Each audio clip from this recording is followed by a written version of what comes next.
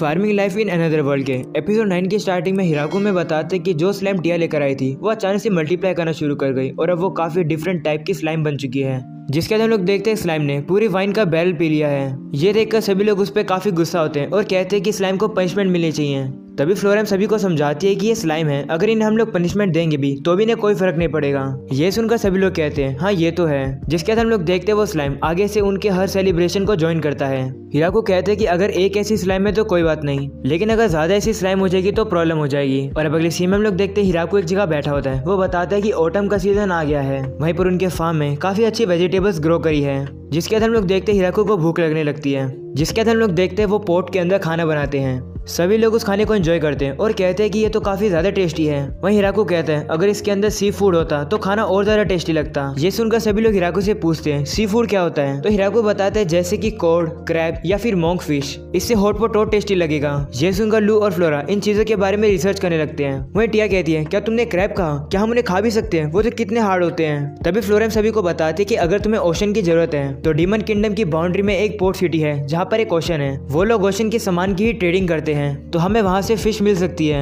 ये सुनकर लास्टी कहती है चलो फिर उड़कर वहाँ पर चलते हैं। तो फ्लोरेम कहती है मैं भी चलती हूँ, वहाँ पर मैं एक मर्चेंट को जानती हूँ। ये देखकर हिराको सोचता है कि ये खाने के लिए कुछ भी कर सकते हैं। जिसके बाद हम लोग देखते हैं वो लोग वहाँ से चले जाते हैं। और अब देखते ही 3 दिन बीत जाते हैं। वो लोग वापिस आते हैं। वो अपने साथ गोरोन कंपनी के प्रेसिडेंट माइकल गोरोन को अपने साथ लेकर आते हैं। और अब माइकल हिराको से कहता है कि मैं शशाटो सिटी का एक मर्चेंट हूँ, आपसे मिलकर अच्छा लगा। जिस पर हिराको से कहता है कि यहाँ पर आने के लिए शुक्रिया। और अब माइकल हिराको को ढेर सारी फिशेस दिखाता है जो कि वो अपनी सिटी से हिराको के लिए लेकर आया है। वो हिराको को कहता है कि कॉम्बो अभी नहीं है, वो थोड़े समय बाद आ जाएगा। तो हिराको कहते हैं कोई बात नहीं, हम लोग वेट कर लेंगे। और अब माइकल हिराको से कहता है मैं यहाँ पर 3 गोल पूरे करने आया हूँ। पहला तो मैं तुमसे मिलना चाहता था और शुक्रिया करना चाहता था हमारे साथ बिजनेस करने के लिए। दूसरा, तुम हमें और ज्यादा मौका दो फ्यूचर में ट्रेडिंग करने के लिए। और तीसरा, अगर हो सके तो मैं इस विलेज का ऑफिशियल गवर्नमेंट ट्रेडर बनना चाहता हूँ क्योंकि तुम्हारे फार्म की क्रॉप काफी ज्यादा रेयर है। अगर तुम मुझे मौका दोगे तो मैं तुम्हारी क्रॉप को और ज्यादा कीमत में बिकवाऊंगा। और अब शाम हो जाती है। माइकल वहां से जा रहा होता है। तभी वो हिराको से कहता है कि अगली बार मैं अल्कोहल की ट्रेडिंग करना चाहूंगा।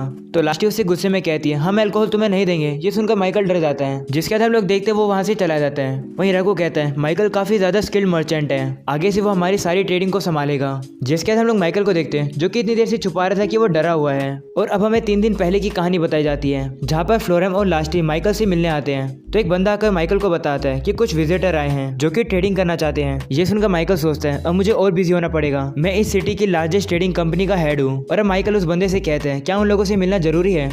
तो वो बंदा बताता है कि वो लोग अपने साथ कुछ सामान भी लेकर आए हैं। ये सुनकर माइकल को एक शौक लगता है और अब वो उस बंदे से कहता है मैं उन लोगों से मिलूंगा। वहीं माइकल सोचता है मुझे एक अजीब सी फीलिंग हो रही है, मुझे इस ट्रेडिंग को इग्नोर नहीं करना चाहिए। जिसके बाद हम लोग देखते हैं वो लोग माइकल के पास आ जाते हैं। वहीं माइकल फ्लोरेम से कहता है मुझे आप याद हो, मैं पिछली बार आपकी बर्थडे पार्टी में आपसे मिला था। और अब माइकल मन में सोचता है आखिरकार ये क्रोम फैमिली की बेटी यहाँ पर क्यों आई है। और अब वो फ्लोरेम से पूछता है आपकी साइड में ये लड़की कौन है। तो लास्टी उसे बताती है कि मैं लास्टियस मून ड्रैगन हूँ। ये सुनकर माइकल शॉक हो जाता है और कहता है क्या ये वही क्रेजी ड्रैगन है जिसकी फैमिली पूरे डीमन किंगडम में सबसे पावरफुल है। और अब माइकल सोचते हैं कि इनके साथ ट्रेडिंग करने में काफी ज्यादा रिस्क है। और अब वो उनसे पूछता है आप लोग यहाँ पर क्यों आए हो। तो वो लोग माइकल को बाहर ले आते हैं और कहते हैं कि हम चाहते हैं कि आप हमसे ये खरीद लो और बदले में हम लोग चाहते हैं कि आप हमें सी फूड दे दो। ये सुनकर माइकल काफी ज्यादा घबराया हुआ उन सामान को देखने के लिए जाता है। वो देखकर शौक हो जाता है कि उसके अंदर तो एप्पल्स होते हैं। वो कहते हैं ये तो वही फ्रूट है जिसके बारे में पूरे डीमन किंगडम में बातें हो रही है, एक ही बहुत ज्यादा महंगा होता है और यहाँ पर तो काफी सारे हैं। माइकल सोचने लगता है कि उसे तो काफी ज्यादा प्रॉफिट होगा। जिसके बाद माइकल उन लोगों से कहता है तुम्हें जो चाहिए तुम ले सकते हो। ये सुनकर फ्लोरेम और लास्टी काफी ज्यादा खुश हो जाती है। जिसके बाद माइकल उन लोगों से कहता है सामान की डिलीवरी करने के लिए मैं खुद चलूंगा, क्या तुम लोग कैपिटल जाओगे। तो फ्लोरेम कहते हैं नहीं, हम लोग ग्रेट ट्री विलेज में जाएंगे जो कि फॉरेस्ट ऑफ डेथ में है। ये सुनकर माइकल काफी शौक हो जाता है। जिसके बाद लास्टी माइकल को काफी तेजी से लेकर आ रही होती है और इस वजह से माइकल काफी ज्यादा डर रहा होता है। लास्टी सबसे पहले माइकल को अपनी फैमिली के पास लेकर आती है और सभी को देखकर माइकल के होश उड़ जाते हैं। जिसके बाद माइकल टिया और बाकी सबको भी देखकर शौक हो जाता है। वहीं वो देखता है कि यहाँ का चीफ तो नॉर्मल है, लेकिन फिर वो लू को देखकर डर जाता है। और अब सीन प्रेजेंट का आता है। माइकल कहते हैं मैं बच गया, मैंने जैसे तैसे करके उनके साथ डील कर ली, अब मुझे काफी ज्यादा प्रॉफिट होगा। और अब रात में हम लोग देखते हैं वो लोग सी फूड का यूज करके हॉट पॉट में खाना बनाते हैं। वो सभी लोग खाने को टेस्ट करते हैं, उन्हें वो काफी ज्यादा टेस्टी लगता है। और अगली सुबह हम लोग देखते हैं हिराको के सामने एक ड्रैगन होता है। हिराकू कहते हैं कि एंजल स्क्वाड हमेशा यहाँ के आसमान से प्रोटेक्शन करती है, लेकिन इस बार वो तीनों इस ड्रैगन को रोक ही नहीं पाई। तभी हम लोग देखते हैं वो ड्रैगन जंगल के ऊपर हमला कर देता है और अब वो ड्रैगन हिराकू को चिढ़ाने लगता है। ये देखकर हिराकू से कहते हैं तो तुम्हें लड़ना है। ऐसा बोलने के बाद हिराकू अपने भाले से उसके ऊपर हमला करता है, लेकिन वो हिराकू के अटैक को डॉज कर देता है। तो हिराकू अपने भाले को वापस उड़ाता है और उसके ऊपर एक और हमला करता है। इस बार वो अटैक ड्रैगन को लग जाता है और अब वो ड्रैगन जंगल में नीचे गिर जाता है। जिसके बाद हिराकू जंगल में उस ड्रैगन के पास पहुंचता है तो उसे पता लगता है कि वो ड्रैगन तो एक लड़की होती है, जो कि अब हिराकू से कहती है कि मैं सरेंडर करती हूँ। तो हिराकू से कहता है कि तुमने फॉरेस्ट को क्यों जलाया।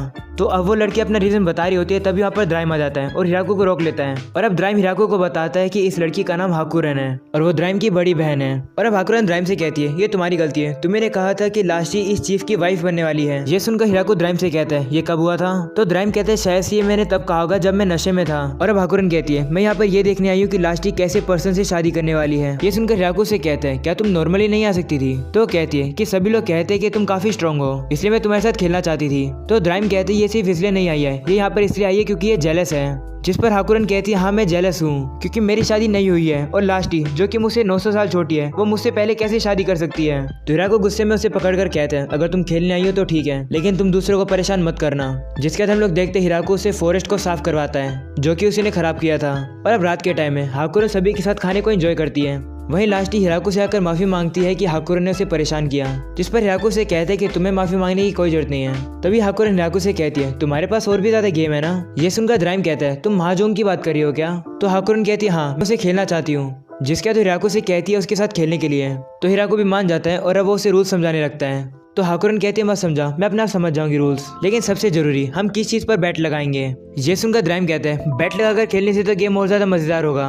वहीं हिराकू उन लोगों से कहते हैं मेरे पास तो बैट लगाने के लिए कुछ है ही नहीं, लेकिन ठीक है अगर मैं हारूंगा तो मैं अपने कपड़े उतार दूंगा बस। ये सुनकर सभी लोग कहते हैं हाँ इसमें मजा आएगा, हम लोग भी यही बैट लगाएंगे। और अब अगले सीन में हम लोग देखते हैं उनके बीच में काफी इंटेंस मैच चल रहा होता है। वहीं हिराकू गेम आ रहा होता है, वो सोचता है कि मैंने ये बैट क्यों लगाई। जिसके बाद हमें पता लगता है कि हिराकू के तो सारे कपड़े उतर चुके हैं, सिर्फ उसका एक अंडरवियर बचा है। हिराकू सोचने लगता है कि क्या ये लोग मैजिक का यूज कर रहे हैं मुझे हराने के लिए, लेकिन फिर हिराकू सोचता है नहीं मुझे कॉन्सेंट्रेट करना होगा, ये मेरा लास्ट मूव है। जिसके बाद हिराकू अपना लास्ट मूव चलता है, लेकिन वो लोग हिराकू को हरा देते हैं। और अब सभी हिराकू से कहने लगते हैं अपने बचे हुए कपड़े उतारो। और अब हिराकू भी अपनी हार को एक्सेप्ट कर लेता है और अब वो सभी के सामने अपने बचे हुए लास्ट कपड़े को उतार लेता है। जिसके बाद हमें डीमन किंग का कैसल दिखाया जाता है, जहाँ पर बीजल सभी को बताता है कि एंशिएंट ड्रैगन हाकुरन भी उस विलेज को ज्वाइन कर चुकी है। ये सुनकर ग्रेट्स कहते हैं इसका मतलब उनके पास इतनी ताकत हो गई है कि वो लोग पूरी एक कंट्री को अपने कब्जे में कर सकते हैं, हमें उनका कुछ करना होगा। ये सुनकर डीमन किंग कुछ कहने लगते हैं। वो कहते हैं पता नहीं आज मेरी बेटी का मूड खराब है, उसने सुबह से सिर्फ मुझे एक गुड मॉर्निंग ही कहा है। ये सुनकर ग्रेट्स कहते हैं इन सब बातों को छोड़कर हमें अपनी मिलिट्री आर्मी को बनाने में फोकस करना चाहिए। वहीं हम लोग देखते हैं रैंडन को, जिसने डर के मारे रिजाइन कर दिया है। जिसके बाद हम लोग विलेज में देखते हैं जहाँ पर हाकुरन सभी बच्चों को मैथ पढ़ा रही है। ये देखकर हिराकू बताता है हाकुरन ने डिसाइड किया कि वो थोड़े समय के लिए यहीं पर रहेगी। सरप्राइजिंगली वो काफी ज्यादा स्किल्ड है, वो कोई भी काम आराम से कर सकती है, लेकिन अगर उसे कोई काम दो तो वो काफी कंप्लेन करती है। वो कोई भी काम नहीं करना चाहती है, लेकिन फिर भी हिराकू उसे गड्ढे को भरने का काम दे देता है, लेकिन वो उस काम से हार मान लेती है। इसलिए हिराकू उसे बच्चों को पढ़ाने का काम दे देता है, जो कि वो काफी अच्छे से करती है और इसी के साथ वो इस विलेज की एक टीचर बन गई है। और अब अगले सीन में हम लोग देखते हैं विलेज के अंदर 3 लैमिया गर्ल्स आती है और हिराकू को कीमती सामान देते हुए कहती है हमारी हेल्प करो। तो हिराकू को पता लगता है कि हिराकू के पेट्स ने इनके घर के ऊपर हमला कर दिया और ये लोग अपनी जान बचाने के लिए हिराकू के पास आ गए। तो हिराकू भी उनकी हेल्प करता है और उनके साथ ट्रेडिंग करके उनके जेम्स ले लेता है और बदले में उन्हें वो कुछ क्रॉप्स दे देता है। साथ ही साथ में वो उनको थोड़े कपड़े भी दे देता है ताकि वो ऊपर से अपने आप को ढक सके। जिसके बाद हम लोग देखते हैं वो तीनों अपनी डिलीवरी सर्विस खोलती हैं। हिराकू बताते हैं कि ये तीनों हमारे ट्रेडिंग के सामान को हमारे कस्टमर तक पहुंचाएंगे। और अब हिराकू बताता है इन लोगों की वजह से ट्रेडिंग और ज्यादा बढ़ गई, जिसकी वजह से हिराकू को लगता है कि उनका विलेज एक नए लेवल पर पहुंच गया है। और अब हिराकू और ज्यादा क्रॉप उगाने का डिसाइड करता है। और अब अगले सीन में वापस से हमें डीमन किंग के कैसल को दिखाया जाता है, जहाँ पर कुछ लड़कियां प्रिंसेस को बताती है कि ग्रेट ट्री विलेज की मिलिट्री फोर्स बढ़ती जा रही है और लगता है कि वो कुछ गलत काम करने वाले हैं। वहीं दूसरी लड़की कहती है शायद से उन लोगों ने फ्लोरेम को होस्टेज बनाकर रखा हुआ है, हमें वहाँ पर अपनी सेना को भेजना चाहिए। ये सुनकर प्रिंसेस कहती है हाँ हम लोग उस विलेज को हराकर फ्लोरेम को बचा कर रहेंगे। और इसी के साथ हो जाता है ये एपिसोड खत्म। पसंद है तो लाइक कर देना, चैनल को भी सब्सक्राइब कर देना। मिलते हैं इसके नेक्स्ट एपिसोड में, तब तक के लिए पीस आउट।